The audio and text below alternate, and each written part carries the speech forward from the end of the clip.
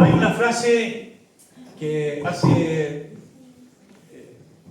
que obviamente no es mía, lo decíamos, porque creo que es así: el que tenga oídos para oír, oiga. El que tenga oídos para oír, que oiga. ¿Ya? El Señor pueda obrar, trabajar en nuestras vidas, en nuestros corazones, ¿cierto? Por la palabra. De nuestra parte, lo decía, la buena tierra, el oído, prestemos oreja a la palabra del Señor. Juzga, escudriña, que teniendo esa libertad, maravillosa libertad, que en lo personal soy defensor de ella, de verdad, hermanos queridos. Esa libertad individual y personal, que no puede ser violentada, que no puede ser manipulada. No, hermano, tú tienes toda la libertad de examinar, de escudriñar, de juzgar desde la palabra. Por lo tanto, si hay palabra de Dios para tu vida, tómala, júzgala. Amén. Muy bien. Las parábolas de Jesús. No sé si podemos, Pablo, ver ahí. Gracias, mire.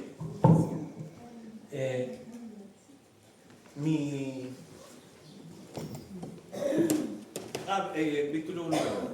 Mire. Yo le voy a contar. Cambió el interruptor que teníamos ahí y lo colocó allá atrás.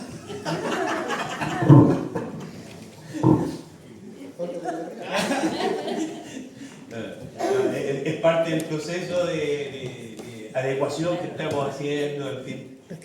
Ya ustedes verán, visualizarán y después le dirán gracias al hermano Víctor Hugo por el trabajo. La parábola del grano de mostaza. Miren, y esto me pareció interesante porque las imágenes hablan, las imágenes comunican, nos dicen algo. Y miren, me encontré con esta imagen, la parábola del grano de mostaza. Obsérvenla. Miren, ¿qué es lo que apreciamos? Hermano Rafael, ¿nos puede juntar un poquito la puerta con la luz? El reflejo del sol en el parabrisas no, sí, de verdad. No, en serio. No, si fuera no. ¿No es su rostro el que vi? No era el sol. No, si no es para tocarlo. No es capaz de ver la gloria de Dios. Todo lo contrario, la terrenalidad a veces me atrapa. ¿Qué es lo que vemos? ¿Cierto? Obviamente le puse ahí la parábola del grano de mostaza. Pero, ¿qué es lo que pueden apreciar ustedes en esta imagen? La pequeñez. Muy pequeña. Lo pequeño que es el grano de mostaza. Mire, lo pequeño que es. La verdad es que esto me sirvió para tomar un poco de conciencia, porque aparte de repente echarle la mostaza al completo, nunca me había detenido a ver un poquito. ¿Qué es la mostaza? Miren, eso es un punto. Es algo tan pequeño que fácilmente se pierde, que fácilmente pasa desapercibido. Pero ¿qué hace Jesús? Compara el reino con la pequeñez de un grano de mostaza. Dice, el reino de los cielos es semejante. Y ahí entramos a algunas cuestiones que a mí me parece sorprendente. Porque al hablar del reino de Dios, al hablar del reino de los cielos, mire, no cabe otra cosa que pensar. Si Dios es grande, su reino debe ser grande. Si Dios es poderoso, su reino entonces es poderoso. Si Dios es dueño del oro y la plata y todos los recursos están en Él y en su mano, por lo tanto su reino debe ser un reino glorioso, su reino debe ser un reino majestuoso. O sea, el reino debe estar a la altura del rey. No sé si me logran captar. Eso es proceso natural, lógico, de reflexión a partir de los parámetros nuestros. Pero lo que hace Jesús es magistral, porque compara el reino con algo tan pequeño. Dice, el reino de Dios es como eso. Y esa es la maravilla de las parábolas, porque Jesús va entrando a comunicar a través de ella a las profundidades, las implicancias del reino, lo que es la vida del reino. ¿Qué tenemos ahí? La parábola de la levadura. Y sabe, detalle interesante, o dato interesante, mejor dicho. En esta parábola dice que el reino de los cielos es comparado a una mujer. Y esta mujer toma, dice, 3 porciones de harina. Y sabe, me di un poquito los minutitos a buscar, a investigar un poquito cuánto era una porción de harina o equivalente en los tiempos de Jesús, y si podemos traducirlo a una cantidad nuestra hoy día. Y saben, esas 3 porciones de harina de la que habla la parábola podría ser equivalente más o menos como a 16 kilos de harina. O sea, 16 kilos de harina, dice la parábola. Imagínense, 16 kilos de harina. No es como el platito un par de días atrás hice una sopaipilla rápida. Uno toma 1 o 2 platitos que no alcanza a ser 1 kilo. Pero 16 kilos de harina es harto. Es harto. Pero en esos 16 kilos de harina, ¿qué hace esta mujer? Esconde un pequeño trozo de levadura. Entonces, el reino de los cielos es comparado en esta parábola a un pequeño trozo de levadura en medio de un volumen de 16 kilos de harina. ¿Ya? Y hay otra parábola, la parábola de la perla de gran precio, usted la puede buscar. Y mire, ¿sabe usted que hay perlas mucho más pequeñas que eso? Y Jesús compara su reino con una pequeña perla.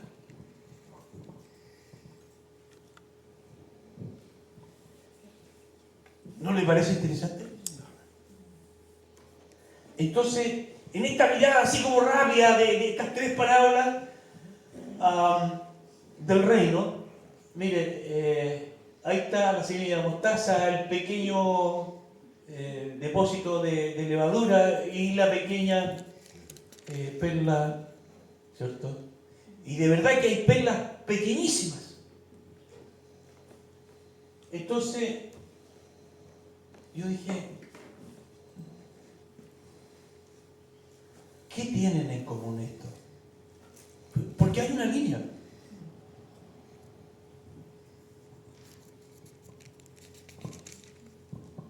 ¿Qué hay en común en estas parábolas que hemos visto?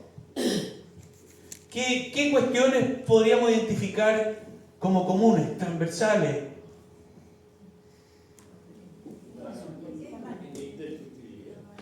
¿Que son fáciles de...? No son fáciles de destruir. ¿Ya? ¿Tú ves ese elemento común? Sobre todo en el verano. ¿Ya? Es difícil de destruir. ¿Ya? Y yo creo que ahí está donde el Señor reino puede estar ahí, puede ser condensado de esa manera y no se va a hacer fácilmente. Ya. La perla también. La perla. Ok. ¿Qué otro elemento en común ven ahí? Gracias, gracias. No son fáciles de ver. Por ejemplo, la levadura no se ve porque está escondida. ¿Ya? Con la pequeñez de la perla y la pequeñez de la semilla de mostaza, no son fáciles de ver. Ese es mi punto de vista. Ya, no son fáciles de ver. El elemento común. ¿Cierto? Muy bien. La compara con tres cosas pequeñas, el reino. El reino comparado con tres cuestiones que son Pequeñas. pequeñas. Valiosas en el caso de la perla. O sea que ya lo que vamos descubriendo, mire, el elemento común, diríamos, estas tres cuestiones, ya sea la semilla de mostaza, la levadura o la perla, el hilo común podríamos decir que tiene que ver con que son cuestiones muy pequeñas. ¿Ya? Pero vamos descubriendo en las enseñanzas de Jesús que siendo pequeñas, su reino es indestructible. Su reino es indestructible. ¿Cierto? Vamos descubriendo que aunque su reino comparativamente es asociado a algo muy pequeño, Es valioso. tenemos que decir que es valioso. Aunque pequeño, ¿cierto? Desde el inicio, es valioso, su reino es valioso. Más que todo. Más que todo, más que todo. Podemos decir que siendo pequeño, lo mencionábamos el domingo pasado, no siempre vemos cómo el reino de Dios comienza a trabajar, porque queda escondido en el corazón del que cree. ¿Ya? Y quizás, miren, pasarán años. En aquel que creyó y después de años se verán frutos de ello. Gracias, Padre. Después de años a lo mejor se verán frutos de ello. ¿Me entiendes? El reino está escondido. No siempre se hace visible. ¿Ya? Da lo mismo, Pablo. Ya, sí. No siempre se hace visible. ¿Ya? Pero el hilo común es que el reino es pequeño. Se nos va revelando como poderoso. Se nos va revelando como un reino valioso. Se nos va revelando como un reino que crece oculto. Desde lo visible, desde lo exterior. Porque es un reino que comienza a crecer en el corazón, de adentro hacia afuera. ¿Ya? Miren, me hice esta pregunta. No sé qué otra cuestión en común ven ustedes. ¿Qué otra cuestión podemos decir? Estas tres parábolas tienen una idea en común, aparte de lo que mencionamos: la pequeñez, el valor de la perla, Crecimiento, proceso de crecimiento. proceso de... Crecimiento. Todas tienen Un comienzo más pequeño. ¿Ya? Hay un proceso. Podría haber un proceso. Primero hierba, luego espiga, luego grano. Hay un proceso. ¿Qué más podemos...? Hermana Susana, ¿qué más?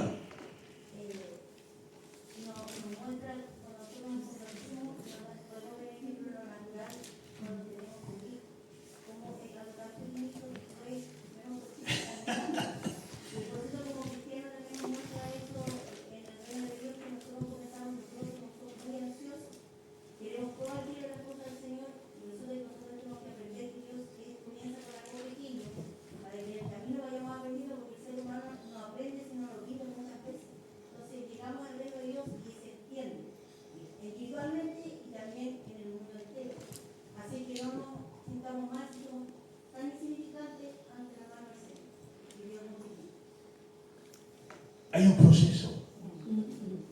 Hay un proceso. De lo que toca lo cambia. Porque, por ejemplo, la mostaza, a lo que uno le pone, lo condimenta y cambia el sabor. Es intenso. Lo mismo la levadura, un poquito y cambia la masa, la modifica, la aumenta. La afecta. La afecta completamente. Entonces así también es el reino de Dios. O sea que el reino de Dios tiene un efecto, transformador de su entorno. Se nota. ¿Lo estamos aprendiendo? Se nota. ¿Cierto? O sea, donde llega el Evangelio, algo tiene que ser transformado. Aparte de la vida del que cree, algo más es transformado en su entorno. Por eso, mire, no hay poder social más transformador que el poder del Evangelio de Jesucristo. De verdad, hermanos queridos. Y mire, por lo tanto, a ver, vuelvo a insistir en algo que mencionábamos tiempo atrás cuando partíamos, que el gran desafío de Jesús me parece que era hacer tomar conciencia a sus discípulos que tuvieran absoluta claridad a qué reino pertenecían.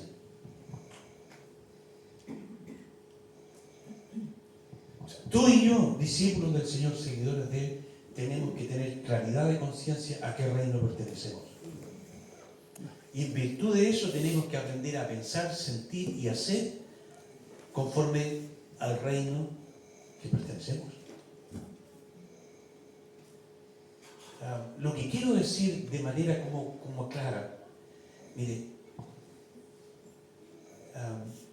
aún en las más buenas intenciones y buenos deseos, y hay cuestiones que resultan, y estoy de acuerdo en ello, pero el poder de transformación social no está en las políticas de determinado gobierno.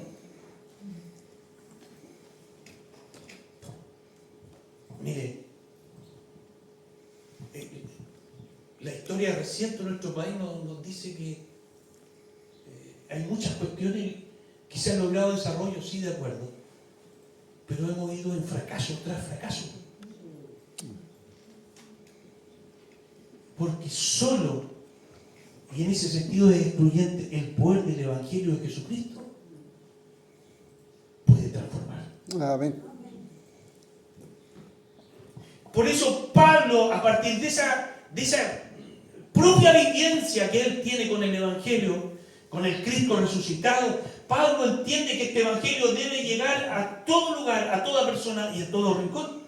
No excluyó a nadie, ni a las autoridades políticas. Era importante que las autoridades políticas tuvieran un encuentro con el poder del Evangelio de Jesucristo, para que a través de ellos, de un hombre transformado, se transforman las políticas.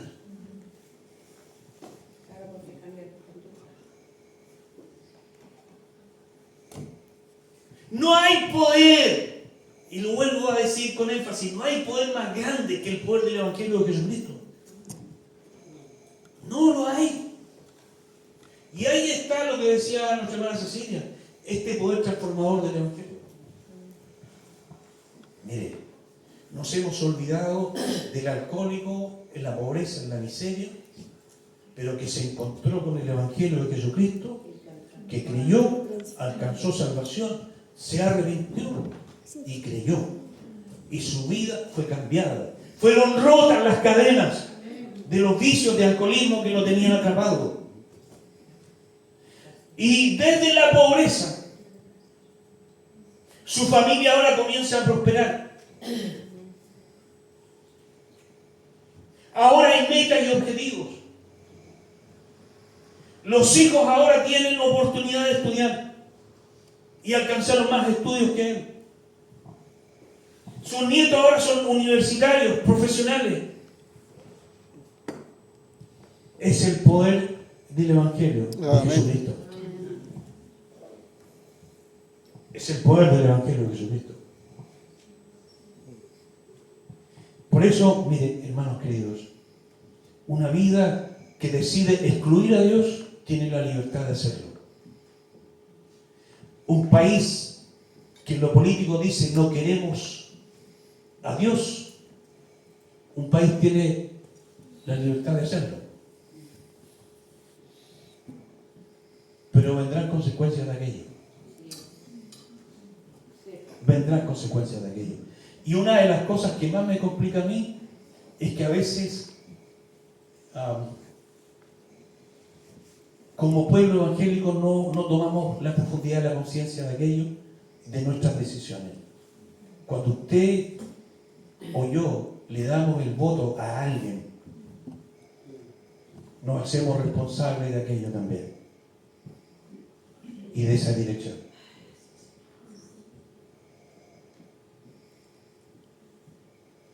Somos responsables.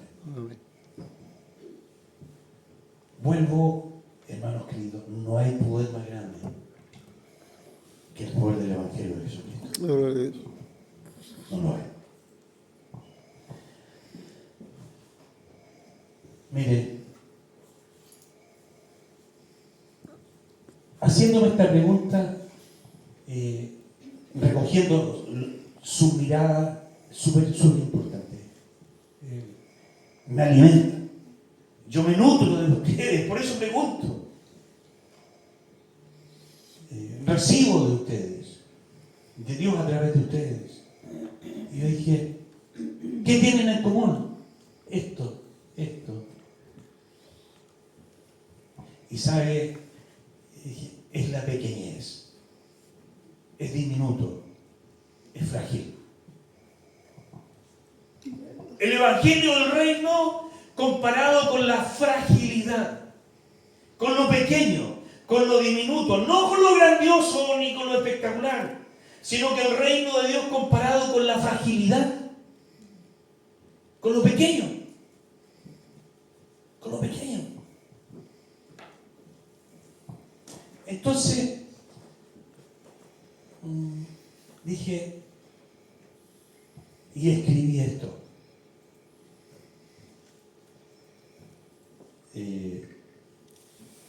Lo leo. El reino de Dios encontrará dificultades para germinar, para crecer en un corazón que no vive en la pequeñez, en la fragilidad y en la total dependencia de Él.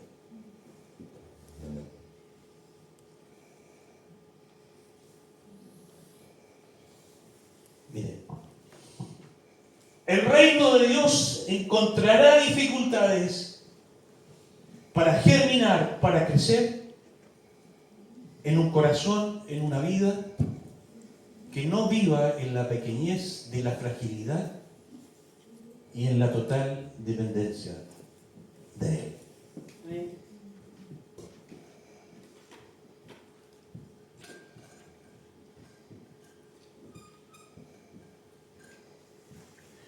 Por el contrario, donde se vive en la fragilidad, en la debilidad, en la pequeñez, en la humildad, el reino de Dios encuentra espacio y lugar para crecer.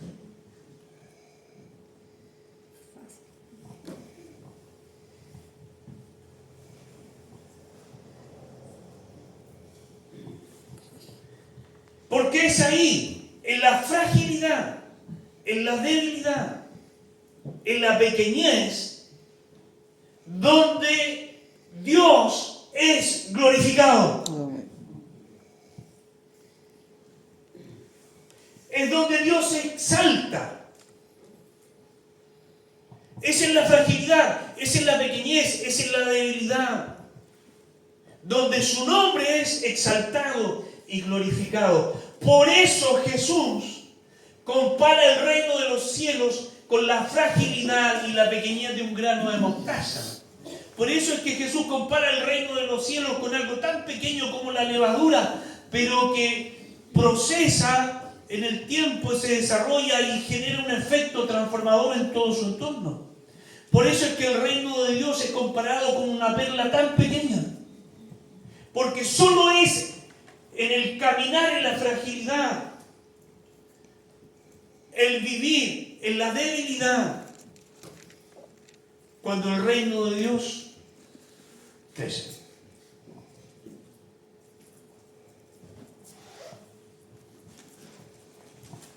De lo contrario, cuando uno dice, yo tengo todo resuelto en mi vida, me ha ido todo bien, tengo en la suma y recta de mis gastos, entrada y salida, tengo a fin de mes, el colchón ya se me hizo chico, vamos llenando otro. Cuando uno dice la conocida frase que no deja de tener, es verdad, hermano. Cuando uno transita por la vida llenito, con salud, dinero y amor, y lo tengo todo, déjame decirte que ahí el reino de Dios encuentra dificultades para crecer. El reino de Dios, voy a ser más cadero, crece en la fragilidad, en la debilidad, en la dependencia de Él. Entonces, teniendo claro esto, yo dije, leamos la Biblia de manera distinta ahora, usemos un lente distinto. Y yo quiero invitarte a leer este pasaje de Mateo 14, 22 al 33, a partir de este lente. Leamos Mateo 14, 22 al 33, pero leámoslo a partir de esto, con este lente, de que el reino de Dios encuentra dificultades de crecer en un corazón que no vive en la pequeñez, ni en la debilidad, ni en la fragilidad. Mateo 14, 22.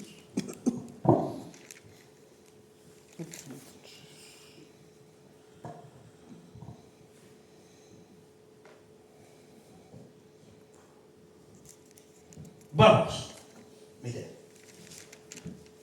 Enseguida Jesús hizo a sus discípulos entrar en la barca e ir delante de él a la otra ribera, entre tanto que él, es decir, Jesús, despedía a la multitud. Es decir, el texto nos dice que caía la tarde, había mucha gente alrededor de Jesús, estaban sus discípulos a la orilla del mar. Jesús les dice a sus discípulos, cayendo en la tarde, vayan, crucen el mar. Ya estaba cayendo la tarde, casi anocheciendo. Yo voy a ir en pie y nos encontramos en la otra ribera, al otro lado del mar. Despedida la multitud, subió a un monte a orar aparte. Voy comentando. Pareciera ser que Jesús tenía cierto cansancio, o estaba cansado, y buscó esos espacios de soledad, esos espacios, esos tiempos de intimidad profunda solo con el Padre. Despedida la multitud, subió al monte a orar aparte, y cuando llegó la noche estaba allí solo. Habrá ocasiones en las cuales habrá que tomar decisión y despedir a la gente. No sé, esposo mío, esposa mía, quiero estar solo. A las visitas habrá que decirles, mire, súper bien todo, pero vengan mañana porque hoy día quiero estar solo. Eso es lo que hace Jesús. ¿Ya?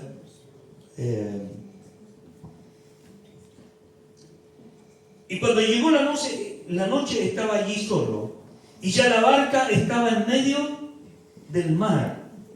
Juan nos dice que era como la cuarta vigilia de la noche, azotada por las olas, porque el viento les era contrario. Más a la cuarta vigilia de la noche, también lo destaca Mateo, Jesús vino a ellos andando sobre el mar. La tormenta aún está. Y los discípulos, viéndole andar sobre el mar, dice, se turbaron diciendo, un fantasma. O sea, ya había la creencia de que los fantasmas existían en la época de Jesús. Sus discípulos tienen la idea de que aquí hay... No lo reconocen. No saben quién es. Un fantasma, y dieron voces de miedo. Pero enseguida Jesús, frente al miedo de los discípulos, ¿qué hace Jesús? Los calma. Jesús habla y dice, tened ánimo, yo sois, no temáis. Muy bien, vamos a dejar hasta ahí. Muy bien. Yo les desafiaba a leer este relato bajo este concepto. El reino de Dios se encuentra dificultad para germinar y crecer en un corazón que no vive en la pequeñez, en la fragilidad y en la total dependencia de Él. A partir de esto, ¿cómo leemos el relato? ¿Qué vemos en el relato? Entonces, permítanme por favor, primero, ¿de quién fue la idea de navegar en la noche? De Jesús. De Jesús. Jesús le dice a sus discípulos, miren, se está anocheciendo, vayan ustedes, súbanse en las naves, en las embarcaciones, yo me voy por tierra y nos juntamos en la otra ribera, al frente del mar. ¿De quién fue la idea? De Jesús. Y les pregunto, ¿Jesús sabía lo que iba a acontecer a medianoche en medio del mar? Por supuesto que sabía. Entonces, si Jesús sabía lo que iba a acontecer en medio del mar, una tempestad que se levanta, que pone en riesgo la vida de sus discípulos, que entran en conflicto para poder controlar las naves. La pregunta es, si Jesús sabía eso, ¿por qué entonces les dijo, vayan, súbanse a las embarcaciones y nos vemos en la otra ribera? Si Jesús sabía lo que iba a ocurrir.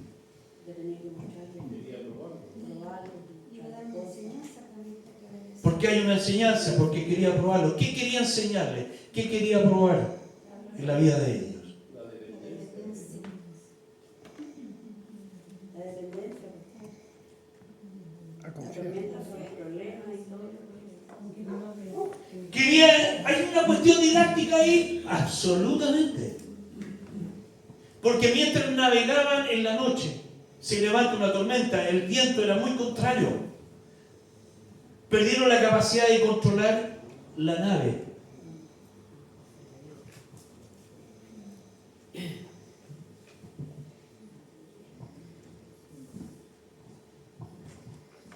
¿Qué pasó?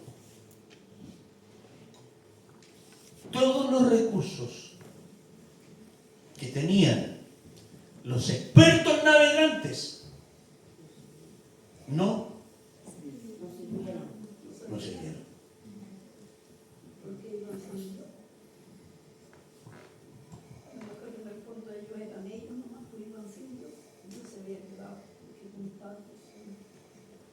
Acuérdense que iban navegando solos. Jesús estaba en tierra orando. Entonces, ¿qué nos enseña este relato a partir de esto? Que debemos depender de Él. Que es en la fragilidad de la dependencia de Él que el reino de Dios se construye, se edifica y se manifiesta. Que es ahí donde su nombre es glorificado. Glorificado. Sube. Exacto. Pero, hermano querido, mire. Entonces, teniendo presente esto, me es inevitable hacer un paralelo entre la experiencia de los discípulos con nuestras propias experiencias de vida. Y déjame decirte que Dios hará contigo lo que hizo con los discípulos.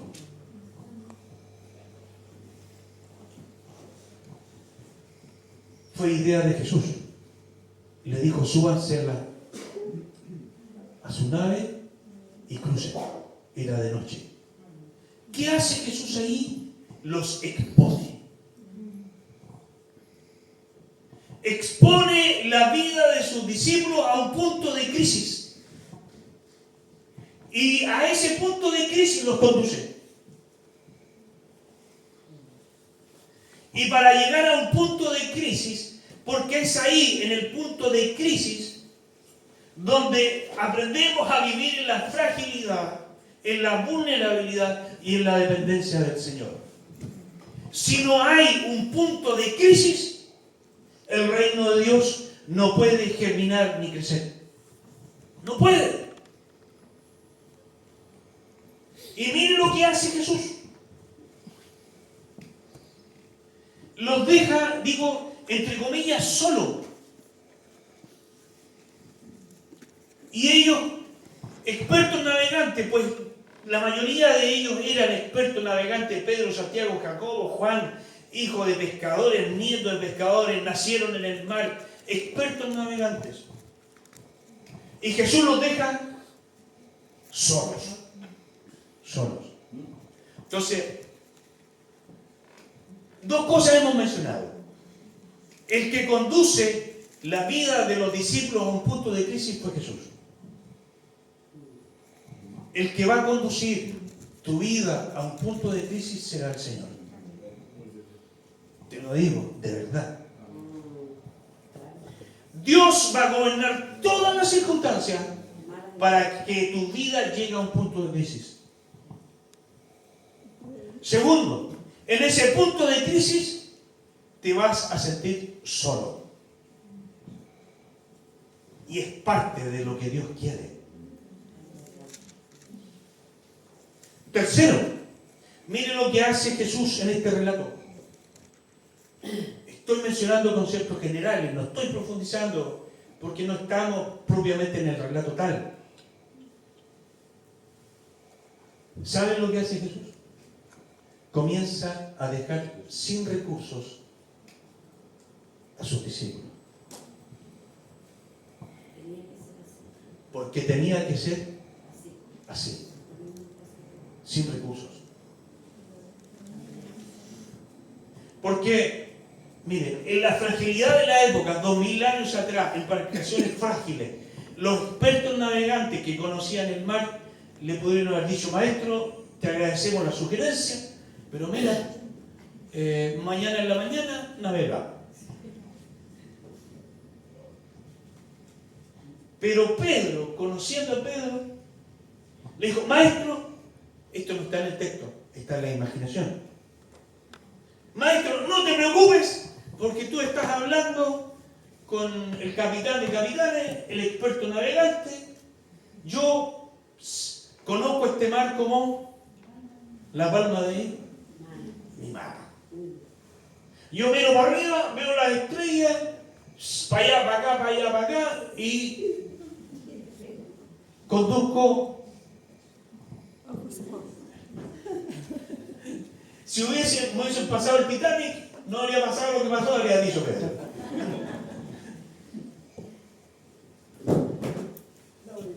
Muy bien.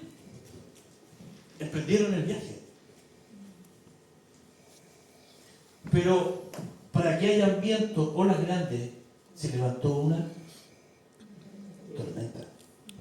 No pudieron distinguir a Jesús porque iban en oscuridad total. Entonces, miren,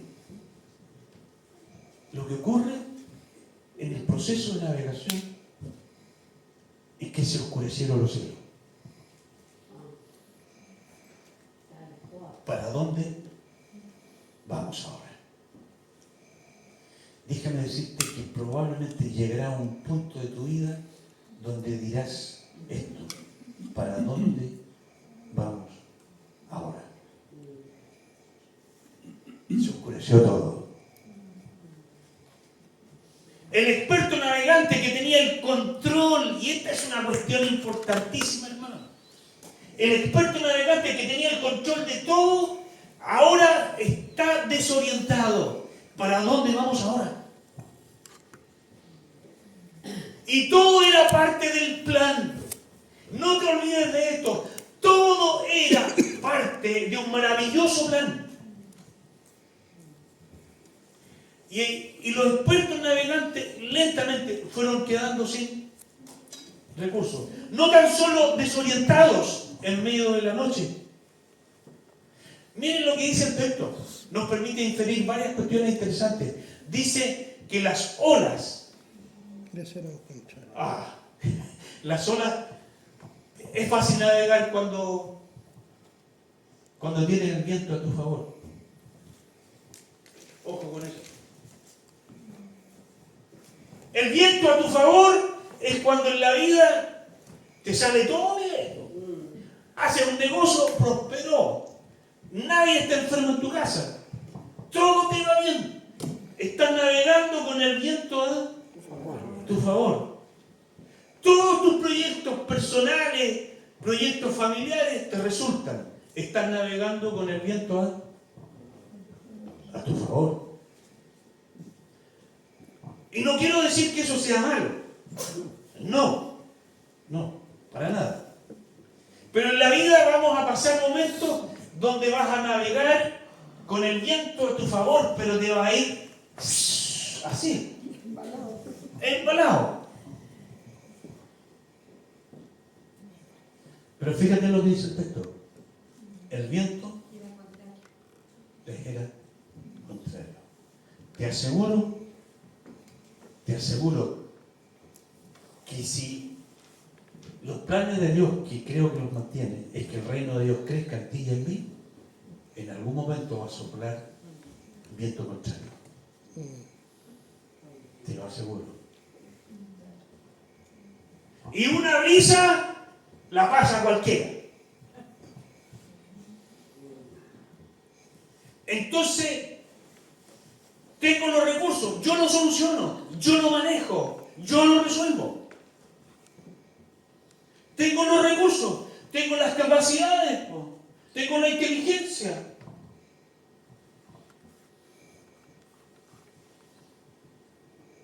Pero te aseguro que llegará el momento donde la brisa dejará de ser brisa y enfrentarás toda la adversidad, donde no verás nada, donde todos tus recursos de a uno no te sirvieron. Porque es lo que Dios quiere. Entonces es ahí, en ese punto, donde los discípulos dijeron: ¡sálvanos que perecemos! Es ahí donde se levanta el clamor sincero, donde se busca la dependencia de Dios de manera plena, total y desesperada. Alzaré mis ojos a los montes, lo dijo David. ¿De dónde vendrá mi socorro? Si ya he buscado por aquí, he buscado por allá, quedé absolutamente solo, ni los amigos, ni el banco, ni la familia, nadie. Alzaré mis ojos a los montes, ¿de dónde vendrá mi socorro? Entonces ahí el reino de Dios comienza a construirse. Mi socorro viene de Jehová, que hizo los cielos y la tierra. Y es ahí donde, al llegar a ese punto, se experimenta la dependencia del Señor. Y es ahí donde la voz del Señor te hablará para disipar todos los miedos y las dudas. Mira, yo insisto en esto de aprender a leer la Biblia. Fíjate que todo nos indica que la tormenta, el viento y la adversidad y la noche aún permanecían. Y aparece entre las embarcaciones, porque no era una sola, una figura humana caminando. Y esa figura humana aumentó la angustia y el miedo. no reconocieron a Jesús. Y Jesús hace algo maravilloso. Jesús habla. Jesús dice, no temáis, yo soy. No temáis, yo soy. En medio de la oscuridad de la noche simbólicamente tiene un significado interesante en la Biblia. En medio de la tempestad, en medio de las olas, se escucha la voz del Maestro que dice, no temáis, yo soy. Y esa voz disipó todos los miedos, las dudas y los temores de sus discípulos. La tormenta seguía. Fue su voz la que se escuchó. Y cuando Jesús habló, entonces dice el texto que lo reconocieron. Ahí lograron discernir quién era el que hablaba. Y los miedos, las dudas, los temores se disiparon.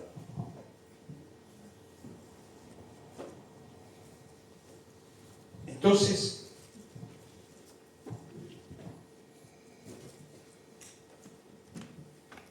insisto, cerrando la idea, Dios va a hacer lo mismo con tu vida.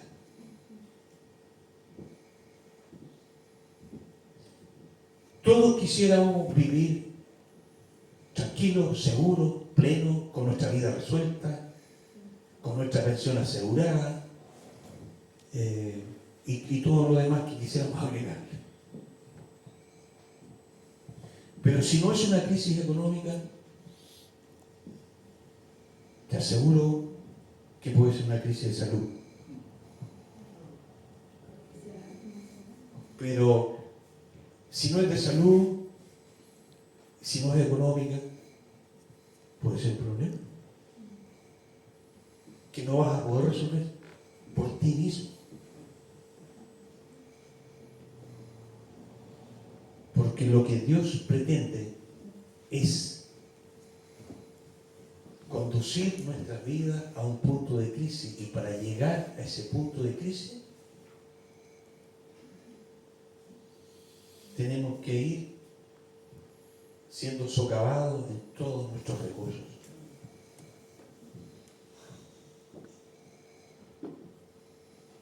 Y es en el yo no puedo donde el reino de Dios recién comienza a germinar, a crecer.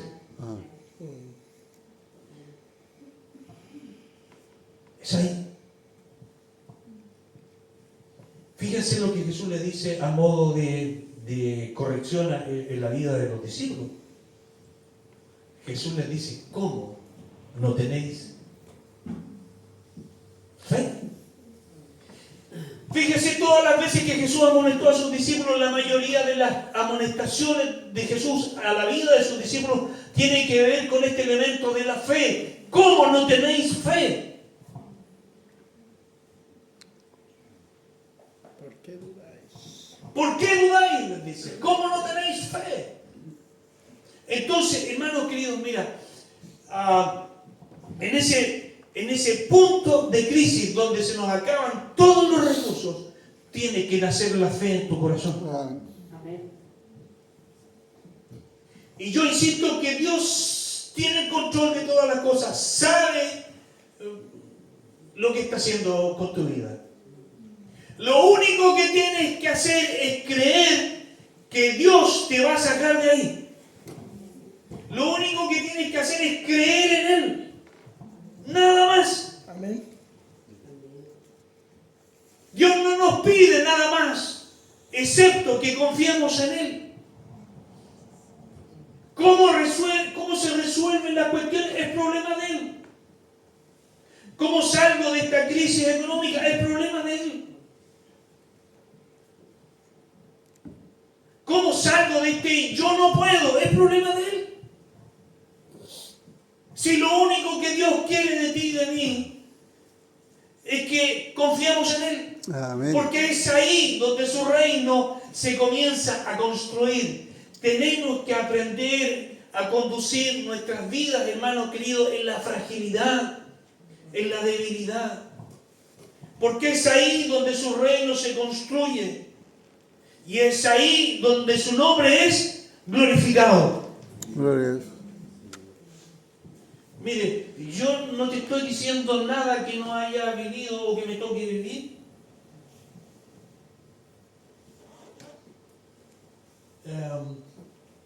Por alguna razón de las que Dios estima, he vivido en la vida dolores.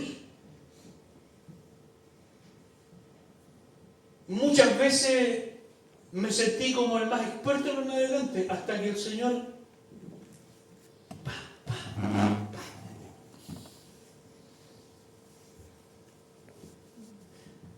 porque hay algo que le es propio al ser humano, no es tuyo, es propio del ser humano. Cuando, mira, lo que le es propio al ser humano, a nosotros, es querer tener el control de todo. De todo. De todo. El control de mi vida, el control de todo. Queremos controlarlo todo. Eso es natural del ser humano. Pero acuérdate, el reino de Dios encuentra dificultades para crecer ahí. Porque lo que tenemos que aprender es asumir y vivir en la verdad de que Él tiene el control de todo. Amén.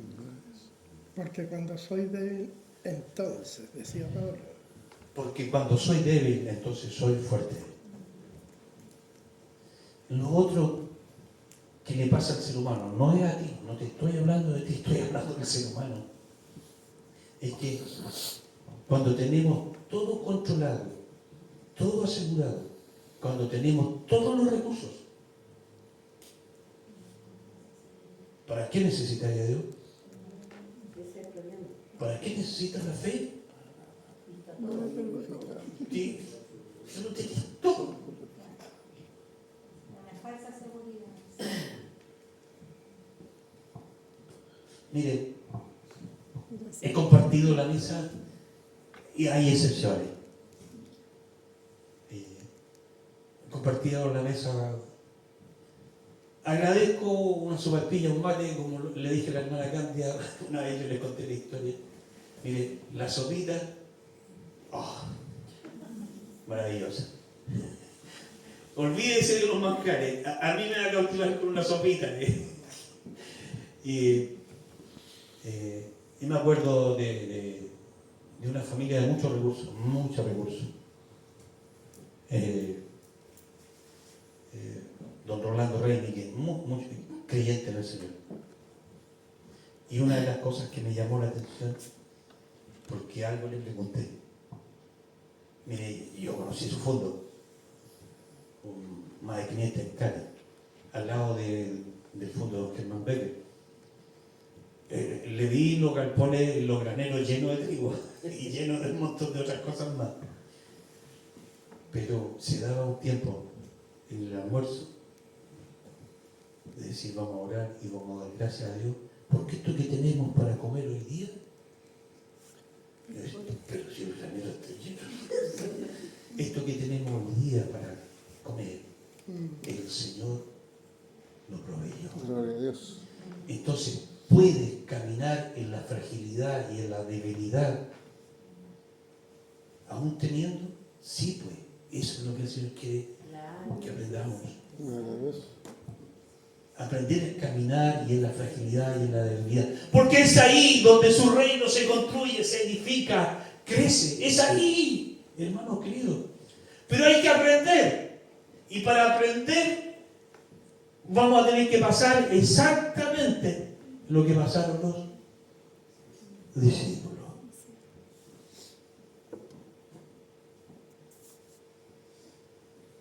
Tenemos que aprender a vivir en la dependencia de Él. Amén. Honra a Jehová con tus bienes y las primicias de todos tus frutos. Tenemos que aprender a vivir en la dependencia de Él, hermano querido. Gloria a Dios. Él tiene el control de todo. Amén. Y mire,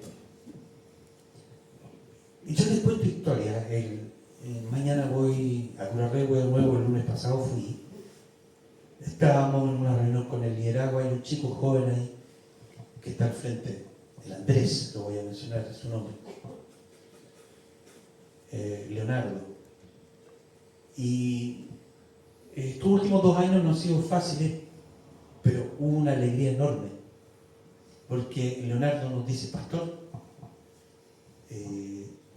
yo estoy como pastor administrativo, pero capté que tenía que alejarme, ahí monitorear un poquito a distancia, porque era la manera en que se generara un desarrollo en su vida. Y Leonardo me dice: pastor, hoy día estamos claros que la iglesia del Señor, Él tiene el control de todo. Hoy día estamos sin un pastor permanente, pero mire, estamos en esto, Dios ha sido maravilloso, Él es el dueño de la iglesia. ¿Y sabe qué pasó en nosotros? Pastor, descansamos. Ahora hay un descanso y no hay ni estrés ni preocupación de algo que no nos corresponde, porque la iglesia es de Él. Amén. Gloria a Dios. Cuando uno aprende a vivir en la dependencia del Señor, déjame decirte, tu vida va a experimentar verdadera paz y gozo. No hay reposo mejor. No hay ese viajecito en las termas, en el masaje, en la spa y en el relajante, no puede ser comparado con la experiencia de el alma que descansa en el Señor. Sí, Señor. Amén. Amén. Habrá verdadera paz y gozo y alegría, de verdad. Por nada estéis afanosos, ni angustiados, ni desesperados. No, Dios tiene el control. Listo. Cree, confía, reposa, Amén. descansa en Él, porque Él tiene el control. Amén. Porque es ahí donde su reino comienza a germinar Amén. en tu corazón y a crecer Amén. en la dependencia de Él. Así es. Miren, sin ser autorreferente, pero remarco la idea. Hubo 12 experiencias en mi vida relativamente reciente. Y me acuerdo que era el segundo fin de semana de marzo. Nicolás se había bautizado el domingo anterior, creo que 9, por ahí, no me acuerdo, por ahí. Vino la pandemia el 20 de marzo y ¡pah! Así, de golpe. Y yo venía aquí al templo, venía los días de semana, venía el domingo en la mañana, y miraba así medio con un sentido interno de, y esta cosa aquí se escapó de las manos. ¿A quién le enseño? ¿A quién le digo? ¿Cómo vamos a sustentar esto? ¿Cómo? Hasta aquí viene. ¿Quién es el dueño de la iglesia? ¿Quién le da vida a la iglesia? ¿Quién la sustenta? El Señor. Mire, eso, esta idea, porque creo que en lo pastoral uno tiene que procurar la edificación. Porque muchas veces lo usé en el lenguaje, la iglesia está mal, y uno juzga, opina, critica. Mira, la iglesia no puede estar mal, hermano querido, ni lo estará, porque está edificada en el fundamento que es Cristo. Amén. Él, no son los pastores los que le dan vida a la iglesia, no son los pastores, los líderes los que la sustentan, es el Señor. Amén. El que está mal soy yo. Soy yo, hermano. veces nos cuesta, hermano. Cuando a tu mente venga ese espíritu de crítica, confróntalo contigo mismo. Entonces el Señor me dice, descansa, porque yo tengo el control de todo. Descansa. Amén. Debo reconocer que me angustié, que pensé, que procesé, tomé la calculadora, no daba. Su pensión proyectada va a ser, ¡oh! Soy sincero, un par de años atrás, se los cuento, porque usted vive de esa realidad igual, hasta que dice, oye, ¿a quién le sirve? ¿A quién le estáis trabajando? Samuel, ¿qué edad tienes? Ya, 55. ¿Quién te ha sustentado estos 55 años? ¿No ha sido yo? ¿Pero no voy a poder sustentarte 20 años más? Si es que yo te doy 20 años más. Y cuando uno entiende eso, entonces ya. No estoy hablando de la no preocupación y la no responsabilidad. No es eso, hermano. No.